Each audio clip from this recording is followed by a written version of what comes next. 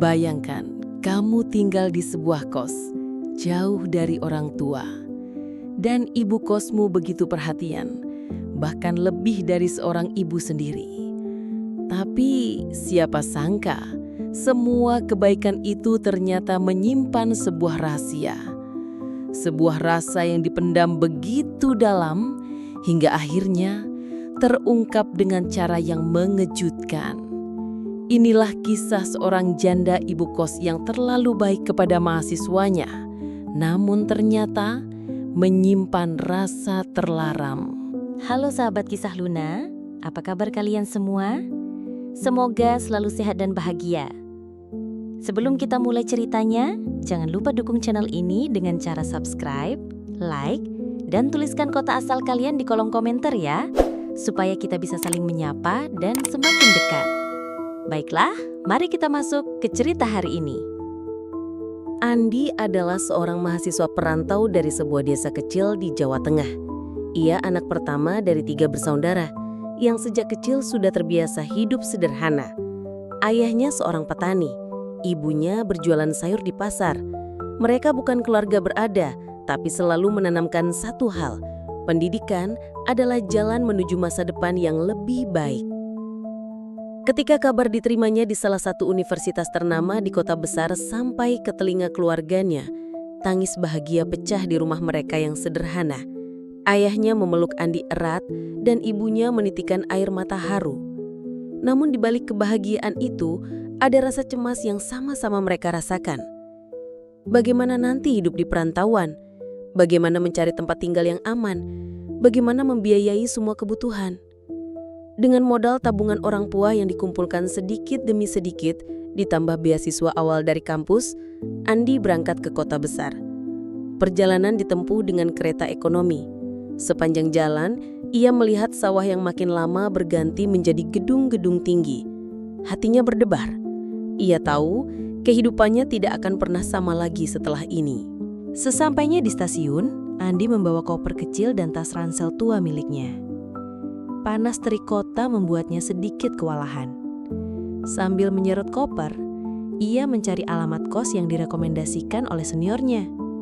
Katanya, kos itu dikelola oleh seorang ibu yang baik hati dan biaya sewanya masih terjangkau.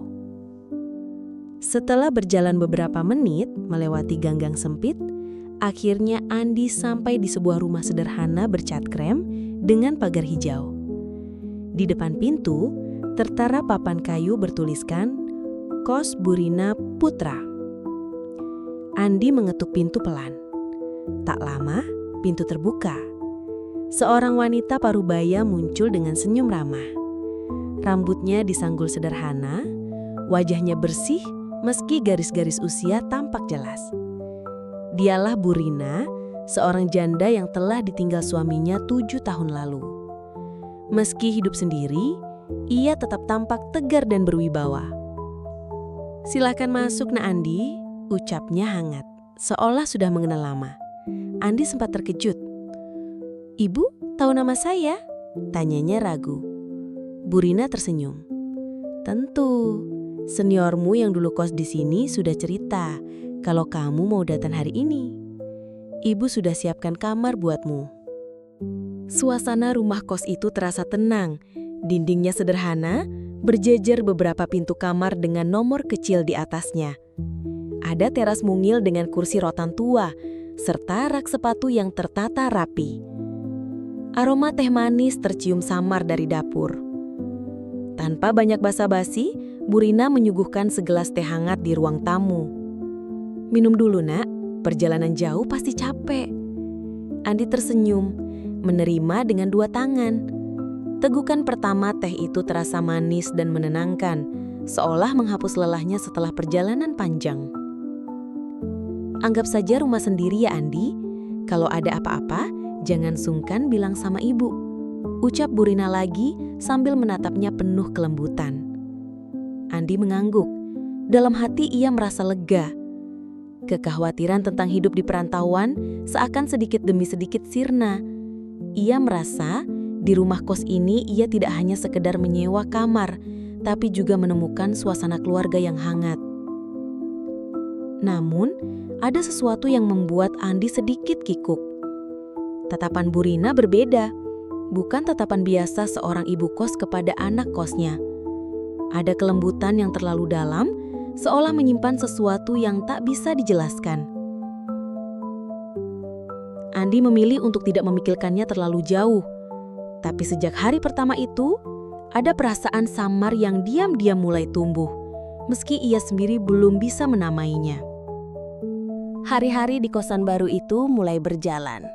Andi perlahan terbiasa dengan kehidupan di kota besar. Setiap pagi ia berangkat kuliah dengan ransel di punggung, menyusuri jalan ramai, dan sore harinya kembali ke kos dengan tubuh lelah. Namun ada satu hal yang membuat perantauannya terasa sedikit lebih ringan, perhatian kecil dari Bu Rina. Sejak hari pertama, Bu Rina selalu memperhatikan Andi. Kadang ia menanyakan apakah Andi sudah makan atau apakah tugas kuliahnya berjalan lancar. Jika melihat Andi pulang larut, Bu Rina sesekali menunggu di ruang tamu sambil berpura-pura menonton televisi. "Sudah makan, Nak?" tanyanya, dengan suara lembut yang mirip seorang ibu pada anaknya sendiri. Pernah suatu sore, hujan turun begitu deras. Atap sengkos berdenting keras dipukul air. Suara gemuruh guntur sesekali terdengar. Anak-anak kos lain tetap nekat keluar untuk mencari makan, berlari-lari kecil sambil menutupi kepala dengan jaket seadanya. Andi memilih tetap di kamar, menatap hujan dari jendela. Perutnya lapar, tapi ia malas keluar. Tiba-tiba, terdengar ketukan pintu pelan. Saat dibuka, Bu Rina berdiri dengan senyum hangat, membawa nampan berisi semangkuk sop panas yang masih mengepul. "Kamu jangan kehujanan, Nak. Makan ini dulu, biar badanmu hangat." Andi agak terkejut, tapi segera tersenyum. "Wah, terima kasih banyak, Bu. Repot-repot sekali." "Tidak repot, Nak. Ibu memang masak lebih. Daripada kamu keluar basah kuyup, mending makan di sini." Andi menerima sop itu dengan hati penuh syukur. Aroma kuah kaldu dan sayur segar menenangkan tubuh lelahnya. Rasanya hangat, bukan hanya di lidah, tapi juga di hati. Namun perhatian itu tak luput dari mata anak kos lain. Saat mereka kembali dengan pakaian basah kuyup, mereka melihat Andi sedang duduk nyaman dengan semangkuk sop di meja. Sontak saja celetokan pun muncul. "Wah, wah, wah, anak emas nih," seru salah satu temannya sambil tertawa. "Kalau begini sih enak banget, gak perlu keluar hujan-hujanan. Jangan-jangan Bu Kos suka sama kamu tuh, Di," timpal yang lain sambil menyenggol bahu Andi. Andi hanya bisa tertawa canggung. "Ah, kalian ada-ada saja. Tapi serius loh, coba lihat cara Bu Rina menatap kamu. Aduh, tatapan penuh cinta tuh." Sambung yang lain membuat suasana kamar meledak dengan tawa. Andi mencoba menepis gurauan itu, tapi diam-diam hatinya goyah. Ia tahu, perhatian Bu Rina memang berbeda. Tidak semua anak kos mendapat perlakuan serupa. Memang, Bu Rina sesekali menanyakan kabar anak kos lain, tapi hanya kepada Andi ia menunjukkan perhatian yang begitu personal. Beberapa kali, Andi juga merasakan hal yang sama. Misalnya, ketika ia pulang dalam keadaan basah kuyup, Bu Rina segera menyiapkan handuk bersih dan segelas teh jahe. Atau ketika ia sakit kepala ringan, Bu Rina cepat-cepat datang membawa obat tanpa diminta. Di satu sisi, Andi merasa bersyukur. Di kota besar yang keras, perhatian seperti itu membuatnya merasa dihargai, diperhatikan, bahkan seperti dilindungi. Ia merasa tidak sendirian. Namun di sisi lain, ada perasaan ganjil yang mulai muncul. Kadang ia bingung, apakah ini sekadar kebaikan seorang ibu kos atau ada sesuatu yang lain? Malam-malam panjang pun sering membuat Andi merenung.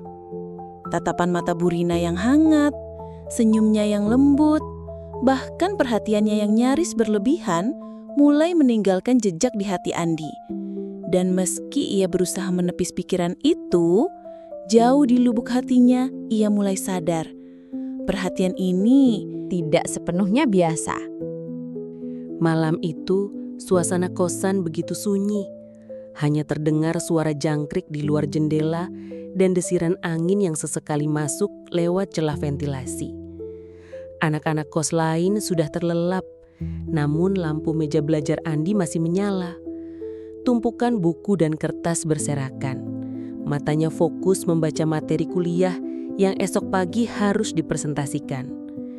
Jam dinding di ruang tamu berdentang pelan menandakan pukul 11 malam. Saat itulah terdengar ketukan lembut di pintu kamarnya. Tok, tok, tok. Andi menoleh, sedikit terkejut. Pintu terbuka perlahan dan sosok Bu Rina muncul dengan nampan kecil di tangannya. Uap putih mengepul dari segelas susu hangat di atasnya. Wajah Bu Rina terlihat teduh dalam cahaya lampu lorong yang temaram. "Kamu jangan begadang terus, Nak," ucapnya pelan, suaranya nyaris seperti bisikan. "Ini ibu buatkan susu hangat, minum dulu, biar badanmu kuat." Andi terdiam sejenak, hatinya hangat bercampur kikuk. Terima kasih Bu, Ibu repot-repot sekali." Dengan ragu, ia menerima gelas itu. Saat tangannya bersentuhan dengan jari Bu Rina yang hangat, ada sesuatu yang bergetar dalam dadanya. Hanya sesaat, tapi cukup membuat Andi buru-buru menarik tangannya. Lorong kos yang biasanya terasa biasa saja, malam itu berubah menjadi ruang yang penuh ketegangan aneh. Sunyi, hening. Hanya ada mereka berdua, saling menatap tanpa kata. Pandangan mata bertemu. Sejenak dunia seakan berhenti. Degup jantung Andi berlari kencang. Sementara Bu Rina merasakan dadanya dipenuhi sesuatu yang tak bisa ia bendung. Ada rasa haru, ada rasa hangat, sekaligus rasa bersalah. Andi cepat-cepat menunduk, pura-pura sibuk menatap gelas susu di tangannya. "Makasih ya Bu, saya minum sekarang."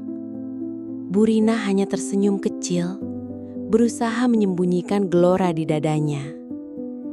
"Iya Nak, jangan dipaksa belajar kalau sudah capek. Ingat, kesehatan lebih penting." Begitu pintu tertutup, Andi mendengar langkah Bu Rina menjauh di lorong. Ia berdiri sejenak di balik pintu, menahan nafas, mendengarkan suara sandal Bu Rina yang semakin redup. Di luar kamar, Bu Rina terhenti sejenak. Ia bersandar pada dinding lorong, menutup mata, menarik napas panjang. "Ya Allah, kenapa perasaan ini muncul?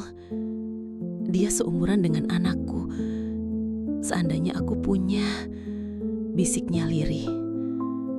"Aku hanya ingin menjaga, tapi kenapa hatiku bergetar setiap kali melihatnya?"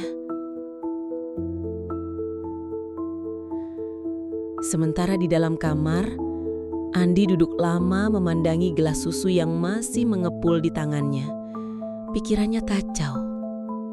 Ia tahu perhatian Bu Rina tulus, tapi ada sesuatu yang berbeda. Sentuhan tadi, tatapan mata itu, dan keheningan yang penuh makna.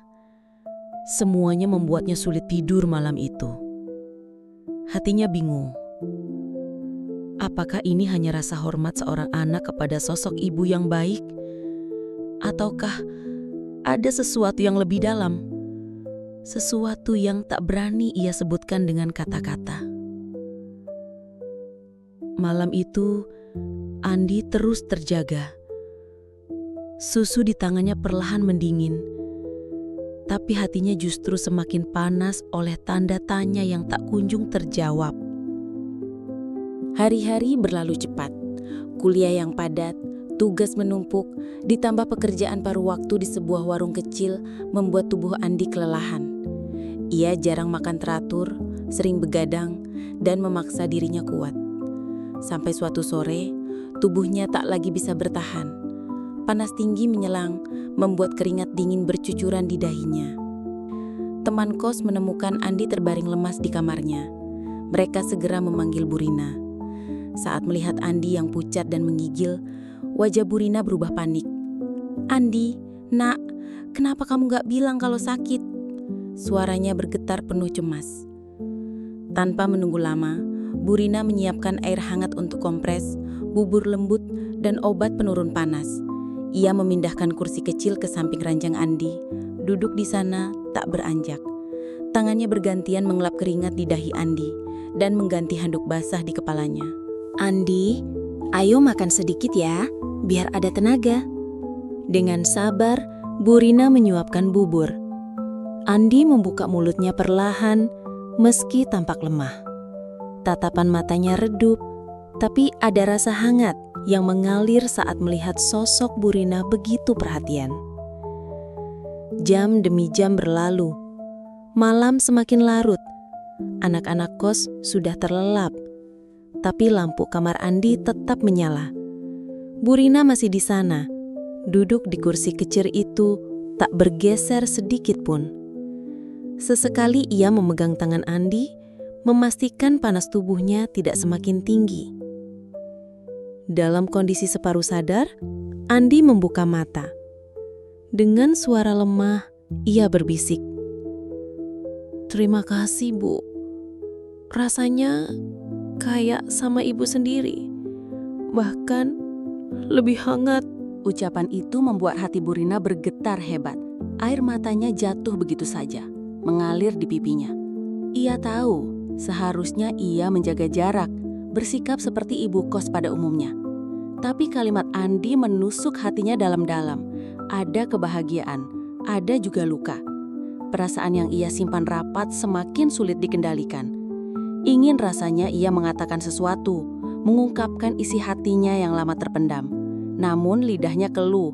Yang bisa ia lakukan hanyalah mengelus kepala Andi dengan lembut, seperti seorang ibu menenangkan anaknya. "Istirahatlah, Nak. Ibu ada di sini. Jangan khawatir. Kamu nggak sendirian," ucap Bu Rina dengan suara lirih, hampir bergetar. Malam itu, Bu Rina tidak tidur. Ia menunggui Andi sampai pagi, menatap wajah pemuda itu dengan sejuta perasaan yang bercampur jadi satu. Kasih sayang, kerinduan, juga sebuah rasa yang sulit ia akui, bahkan pada dirinya sendiri. Dan sejak malam itu, hubungan mereka tak lagi sama. Ada sesuatu yang berubah. Titik balik yang tak bisa mereka cegah, meski keduanya mencoba untuk menyangkal. Beberapa hari setelah tubuhnya pulih, Andi kembali menjalani rutinitas seperti biasa.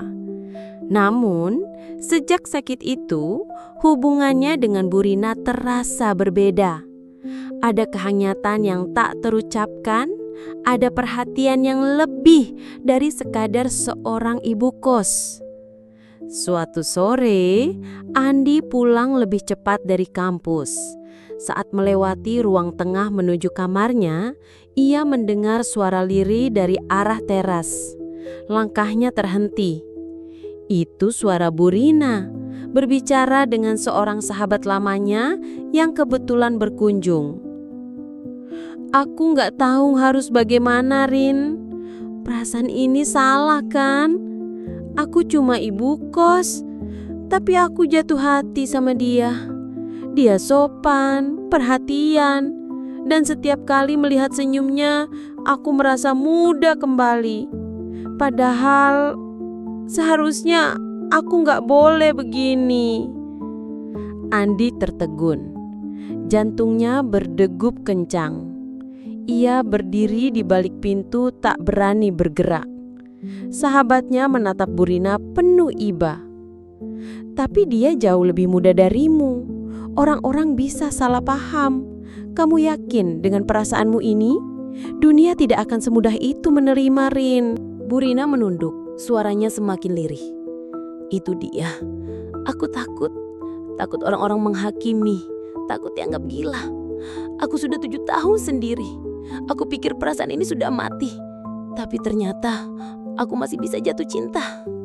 Kalimat itu menusuk hati Andi. Ia merasa dadanya sesak. Semua gurauan teman kos yang dulu sering ia abaikan kini terasa nyata, bukan sekadar candaan. Bu Rina benar-benar menyimpan perasaan untuk dirinya. Andi berdiri kaku, tak tahu harus melangkah atau mundur. Bagian dalam dirinya merasa tersanjung, bahkan hangat, karena ternyata Perhatian yang ia terima selama ini berasal dari hati yang tulus. Tapi, sisi lain dirinya diliputi kebingungan besar. Malam itu, Andi tidak bisa tidur. Ia terbaring menatap langit-langit kamarnya, pikirannya penuh dengan suara Burina yang terus terngiang. Aku jatuh hati sama dia.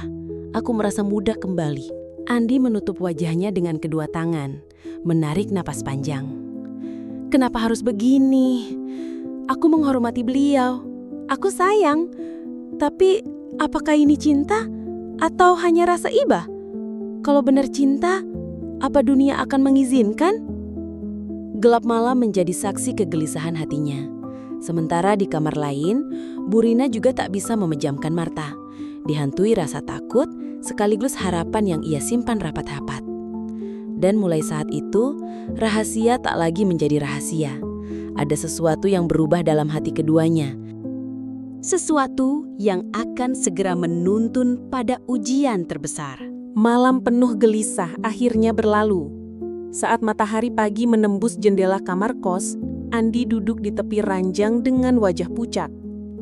Matanya sembab karena hampir semalaman ia tak bisa tidur. Di tangannya masih tergenggam sebuah buku catatan yang tak terbaca semalaman. Hanya menjadi pelarian dari pikiran yang berkecamuk. Hari itu ia tahu, sesuatu harus diselesaikan.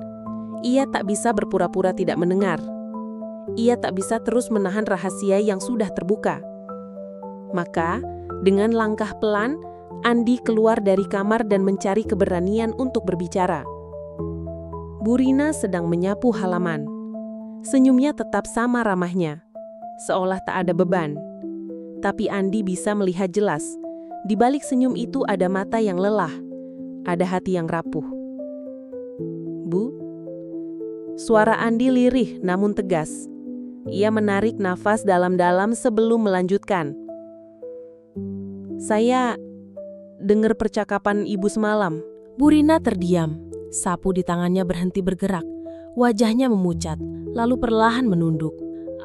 Andi, suaranya bergetar, nyaris patah.